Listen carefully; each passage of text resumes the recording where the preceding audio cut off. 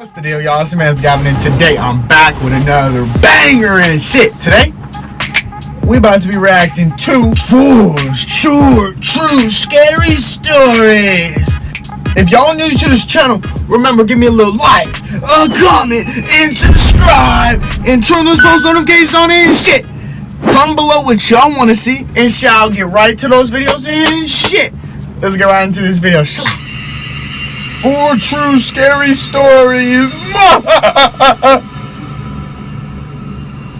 Story 1. It was a Friday or a Saturday night. I was pre-gaming with some friends at my apartment before going out to a bar in town. One of my friends called the Uber, and we were all pretty drunk, laughing and being loud with typical drunken banter. We got to the bar, and no line that night, surprisingly. At some point in the night, I asked for a girl's number who I'd been talking to. When I went into my pocket to get my phone, I realized I didn't have it on me. I checked all my pockets and confirmed this.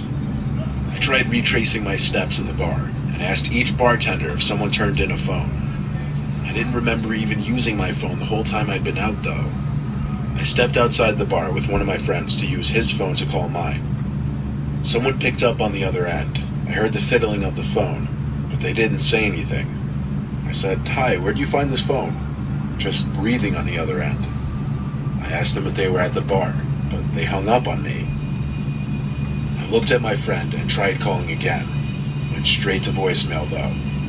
I tried using Find My iPhone, but apparently I had that feature switched off for some reason. This was a pretty sobering experience. There was no way I could have fun knowing my phone was stolen. My friends told me just worry about it tomorrow. Go to the police station and get their help in tracking it. I went home early that night. Alright, 1, he tripping. I ain't just gonna call no police over a stolen phone. That's just me. Some people might, though. I ain't never heard of that, though. Put a couple slices of bread in the toaster before bed and found my phone on the kitchen counter. It didn't make sense. I signed into it and checked my recent calls. And indeed, someone accepted the call, and it lasted for 25 seconds.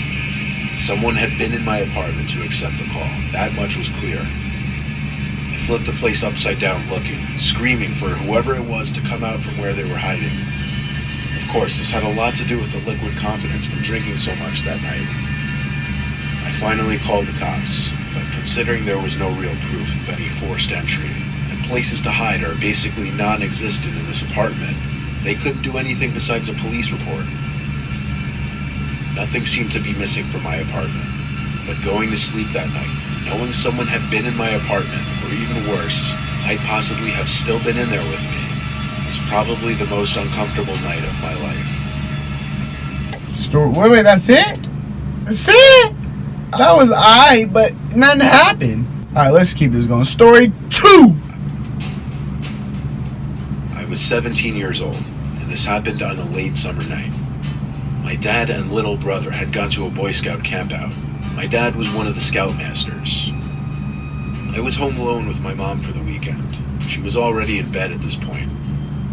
It was about 2 in the morning, and I was just finishing up my late night gaming. Another game. I went to the bathroom one more time before going to sleep, though. While sitting on the toilet playing games on my phone, I heard the faintest little tap on the bathroom door. "Mom, was that you?" "Mom," I yelled. It wasn't windy or anything. There didn't seem to be any logical way to dismiss it. I slowly and nervously opened the door, but there was nobody there. However, my bedroom door was now shut, and I was certain I hadn't shut it. I went over to my mom's room and told her that I thought somebody was in my room. She didn't take me seriously and told me that she didn't know what to tell me. I tried to convince myself that maybe I did shut my door. I opened my door feeling extremely freaked out, and when I snuck a peek into the room, I felt like my heart exploded inside of my chest. I could see a hand sticking out from behind the dresser in the corner of my room. Somebody was hiding there. I ran to my mom's room and locked the door behind me. After quietly freaking out, telling her there's a man in the house, she finally believed me and went straight to my phone to call the cops. I put my ear up against the door to try and hear anything going on outside. If that would ever happen to me, and just say, it is just me and my mom's in the cribbo, bit running downstairs. If I ain't got the Blake on me, I'm running downstairs, grabbing anything, a bat, a motherfucking knife. He's done. I'm being real, bro. You can't let my family go out like that. You ran to your mother's room to put your mother in safety. To put your mother in harm's place. You should have ran downstairs, grabbed the closest thing to beat that mutt with. I eventually heard the man's footsteps come out from my room and slowly come closer to my mom's room. Yeah, see now. Making it right outside the door, then stopping. I could see the outlines of his shoes through the bottom crack of the door. And if he catch me, he gonna have to go through my pops next. My pops gonna do him dirty. The lock was enough to persuade him to give up, because I heard him stomp down the stairs and out the front door. I hurried to the window to see which way the man was heading, but he was already gone. That man, that was story 2, y'all.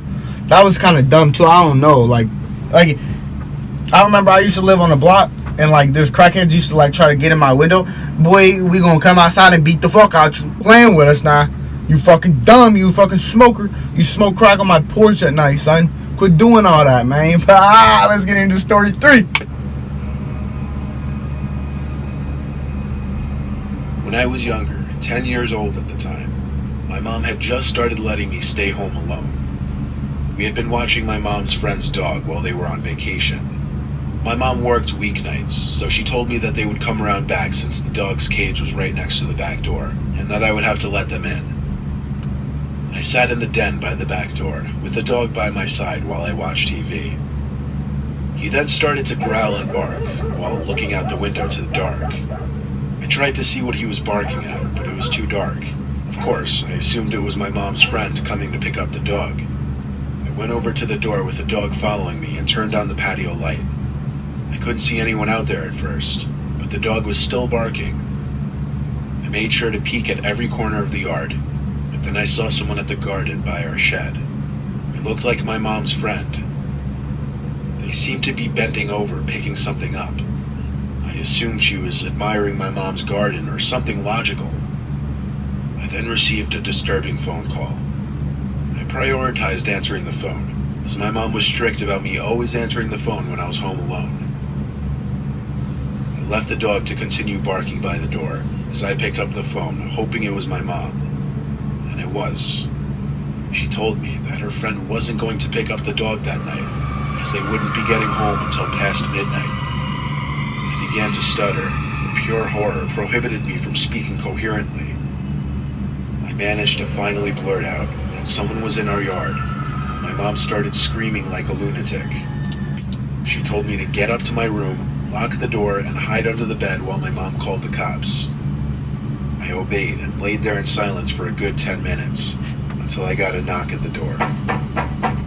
I sprang up and out of the room, making it halfway down the stairs, and I saw a face looking in through the window of our front door.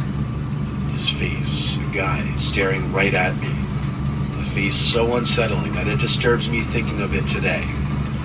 I screamed. Fuck that, I'm spinning! Their way, but he didn't move. He insisted on just staring at me like a statue. I ran all the way back upstairs, tripping twice, and back to my room. I waited another few minutes before another knock came at the door, followed by a muffled shouting noise.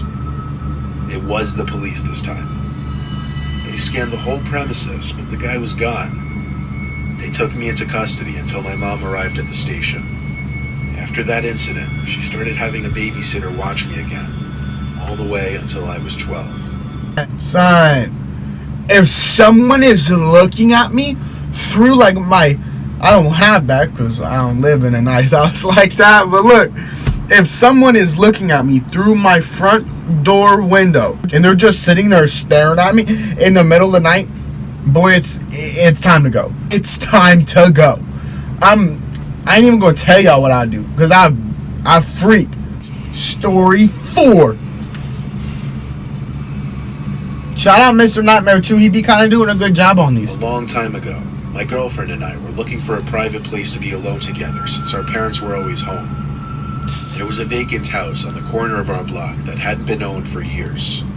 The back door was always left unlocked. I would know because my friends and I had been in there before. We went in through the back, but before we could even get upstairs, there was a knock at the front door. looked at each other with worry. What if someone had caught us sneaking in? She peeked out the window. That feeling. There was no one on the stoop. She made sure that the door was locked before turning back to me. I assured her it was just some kids playing ding-dong ditch. We made it only halfway up the stairs before the frantic knocking on the door came back. She checked the window again. The porch was still empty. She opened the door this time and still couldn't see anyone. I wanted to look tough to impress her, so I stepped outside and yelled at the pranksters to try it again. I shut the door and waited behind it, hands on the doorknob, ready to throw the door open.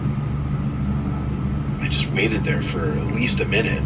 I was about to just forget about it when I heard... Like this situation, I gotta get the girl to the safest place. Like the one with my mom, I'm just gonna kill the dude because you already put my mom's at risk. You know, I'm just gonna flat out kill you. The girl, you know, he basically just trying to hit it and quit it. He gonna hit it and smash out, drop her off at her house and bounce. I'm just gonna get her to a safe environment so she don't get hurt. You know, but if you break into my cribbo, The blood-curdling scream of my girlfriend. I turned to see what she was screaming at, and I screamed as well. Just barely in the dark, we could see the silhouette of a huge humanoid figure very slowly making its way down the stairs. It was moving in a hovering-like motion.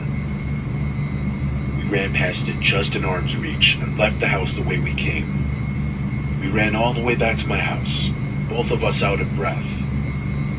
We know it couldn't have been an old person. They had to be at least 7 feet tall. Nobody was supposed to be living in that house, though. I even asked a friend living across the street from the house, and he said it had been vacant for years. The ghostly way the figure moved made it all the more disturbing.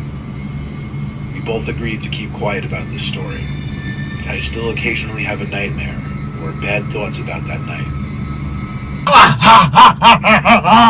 But look, if y'all followed down, we'll link the video in the description. If y'all new to this channel, comment below what y'all want to see. Give me a little like and subscribe. Turn on those post notifications on this shit. I'm out this thing.